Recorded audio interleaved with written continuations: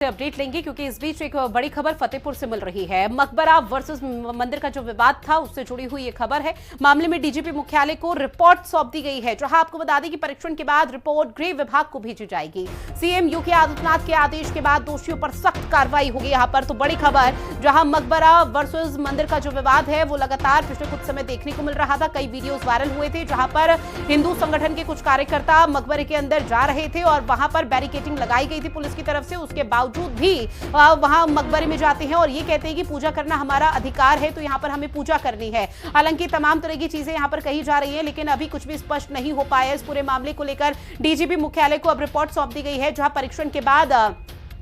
गृह विभाग को यह रिपोर्ट भेजी जाएगी। सीएम योगी आदित्यनाथ का फिर आदेश जो भी रहेगा, दोषियों पर एक बड़ा एक्शन लिया जाएगा कि किस तरह से इस पूरे मामले ने तूल पकड़ा और अब तक क्या कुछ निकला है। और इंतजार यही है कि परीक्षण के बाद जो रिपोर्ट गृह विभाग को भेजी जाएगी, उस रिपोर्ट में आखिर डीजीपी मुख्यालय की तरफ से जब रिपोर्ट भेजी है तो उसमें कौन कौन सी वो पॉइंट्स, कौन कौन सी वो चीजें मेंशन की गई है। विक्रम मेरे सहयोगी लगातार हमारे साथ लाइव बने हुए हैं। विक्रम, इस पूरे मामले को लेकर क्या अपडेट है और जिस रिपोर्ट का जिक्र किया जा रहा है उस रिपोर्ट में क्या कुछ मेंशन? देखिए, बिल्कुल जिस तरीके से 11 अगस्त को फतेहपुर में पूरा मामला सामने आया था और उसके बाद से मंडलायुक्त प्रयागराज विजय विश्वास पंत और आईजी रेंज प्रयागराज अजय मिश्रा को ये पूरी जांच सौंपी गई थी और 6 दिन तक की लगातार सभी लोगों ने इसकी पूरी तरीके से जांच की और जो मौके पर पहुंचकर लगातार हर एक पहलुओं की जांच किए जाने के बाद 80 पेज की विस्तृत रिपोर्ट पूरी तैयार करने का काम पूरी टीम के द्वारा किया गया और बताया यह जा रहा है कि ये जो रिपोर्ट है वो डीजीपी मुख्यालय पहुंच चुकी है और उसके बाद अब जो डीजी मुख्यालय स्तर के जो अधिकारी हैं वो इसका पूरी जांच करेंगे, इसकी पूरा अध्ययन करेंगे और उसके बाद वो रिपोर्ट गृह विभाग में भेजी जाएगी और गृह विभाग उसके बाद ये पूरी रिपोर्ट को मुख्यमंत्री योगी आदित्यनाथ के सामने रखेगा। साफ तौर पर है कि इसमें कई ऐसी चीजें निकलकर सामने आई हैं जिनमें कि बताया यह जा रहा है, जो सूत्र बता रहे हैं कि हिंदू संगठन और स्थानीय नेता और प्रशासन और पुलिस अधिकारियों की गलती बड़े स्तर पर इस रिपोर्ट में बताई गई है, क्योंकि जिस तरीके से पूरा मामला सामने आया उसमें अभी तक की जो चीजें देखी जा रही हैं उसके मुताबिक पूरी तरीके से डाक बंगले से लेकर मकबरे तक की बड़े स्तर पर जब भीड़ मूव कर रही थी और पुलिस ने एक्शन लेने में बहुत ज्यादा देर कर दी, ये भी रिपोर्ट में बताया जा रहा है कि मेंशन किया गया है। और गाटर संख्या जमीन को लेकर अगर बात की जाए तो इसमें एक गाटा संख्या है 753 जिस पर पूरी तरीके से विवाद चल रहा है, उसका भी विवरण इस पूरी रिपोर्ट में किया गया है, जिसमें बताया गया है कि ये जमीन जो है राष्ट्रीय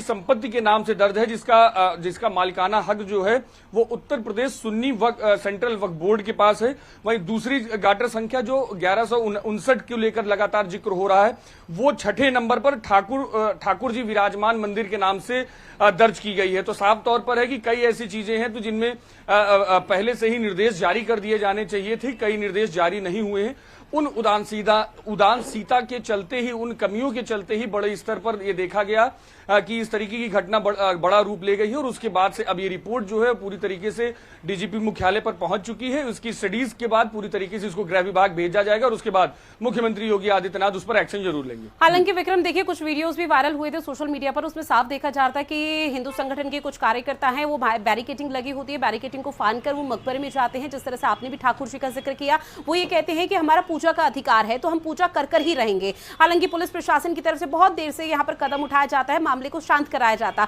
तो क्या ये मानकर चला जाए कि पुलिस के आला अधिकारियों के साथ हिंदू संगठन के कार्यकर्ताओं पर भी किसी तरह का बड़ा एक्शन लिया जा सकता है सीएम योगी के आदेश के बाद? देखिए